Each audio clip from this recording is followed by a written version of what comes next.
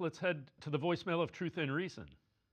You know, I heard your comment that we don't like Stefanski, and I've told you before, we like Stefanski. He's just not a head coach. And as far as your comment about analytics, they definitely use analytics when evaluating talent. And I have to tell you, sometimes you have to evaluate from your heart, okay? Not from the fact that you're reading it out of a book. Yeah, they got lucky on a few picks, but that isn't the way it's done. And as far as the fan base goes, I can remember back when it meant something to be a Browns fan. Now it doesn't. After listening to you last night, we forgot more than you know about football. As always, appreciate all of the voicemails. Analytics are this nebulous thing that analytics are data. Now, they might be using the wrong analytics, but everybody is using data to evaluate.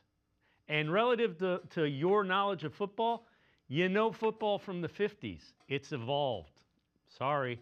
Dalton, again, that's a guy that wants to fire everybody. And I can understand the thought behind Stefanski with the way he's performed.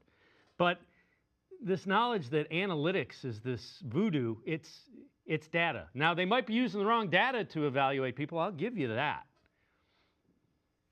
Yeah, no, listen, Dave, we're always right at the center of the debate here in Cincinnati with PFF with the analytics versus, the gut feel of evaluating players, especially when it comes to the draft, right? There has to be a blending of the two, right? Because to understand football and to understand players and evaluation, you got to be able to watch the tape still, absolutely. But it's not a thing where I don't think the Browns or any team is doing that, right?